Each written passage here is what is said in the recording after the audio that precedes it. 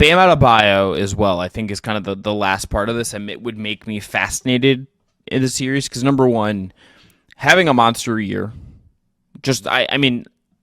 Wes, you would have a better answer than me. I think he has to be the Heat MVP of the season. He's the captain for one now, but I think just with Jimmy in out of the lineup, with them just needing someone to set the tone and be the guy, it has absolutely just been him. He's averaging 20 and 10.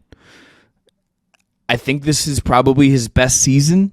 I think it kind of has to be in terms of volume, in terms of output, in terms of however you want to look at it. His defense remains as good as ever. I haven't looked at Defensive Player of the Year odds, and we haven't done that show yet, but I think he at the very least has to be in the running for that award, even if the Heat's defense isn't quite. It's like the Heat defense is good. It's top 10, but it's not. It's not elite. It's not in the Minnesota, Cleveland, Boston, Oklahoma City zone. It's just a titch behind that, and maybe that hurts him. But do they want to give the to Rudy Gobert? I don't. Who knows? We'll see. He to me has just been so impressive, night in and night out. And I do think that guy paired with Jimmy Butler, with how smart he is, with how tough he is. If you told me he dominated a series against Boston defensively and helped drag it to 7 or 6 or something like that, even if Miami doesn't win, that would not shock me because I think Bam's just that good now.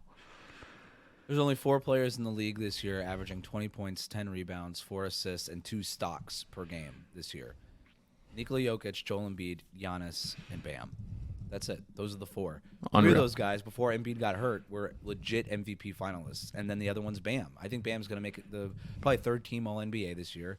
And he's probably the best defensively out of that whole group. Embiid was really good defensively before he got hurt. Giannis does Giannis things, but not on an every-night basis. Bam's there every single night. He is relentless.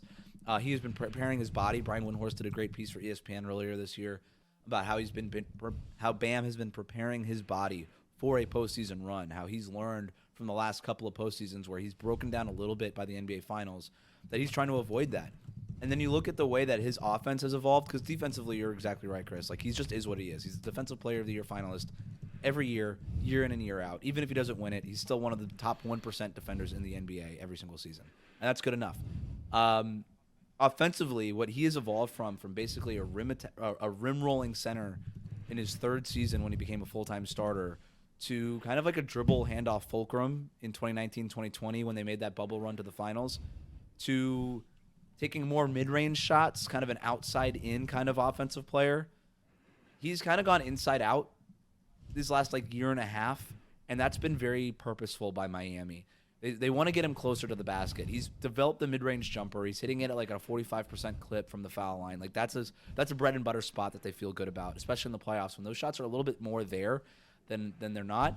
And then a sneaky addition, the big reason why they swapped Kyle Lowry for Terry Rozier is because Lowry have allowed in the last couple of years Bam to play off the ball and not have to be the fulcrum so he can kind of get to those mid-range spots. Okay, well, we got that part. Let's get rid of Lowry. Let's plug Terry Rozier in because now what do we need? We need you to get back to being a rim-rolling center more often because we need more of those rim attacks. Having Rozier there as a legit pick-and-roll ball handler, which wasn't really Kyle Lowry's strong suit at 37 years old anymore, has freed up Bam to be more of a rim roller. And when we had those guys on the court together for a handful of games, we started to see that, and I'll be really interested to see if we continue to see that over this final stretch, because if you add that rim-rolling part to Bam's sort of offensive repertoire where it wasn't really there for a lot of different reasons, to the mid-range stuff, to all the offensive dribble handoff and all these things, basically what we're getting, Chris, is the most diversified menu that Bam Adebayo has ever had offensively, and that to me is really interesting because if you pair that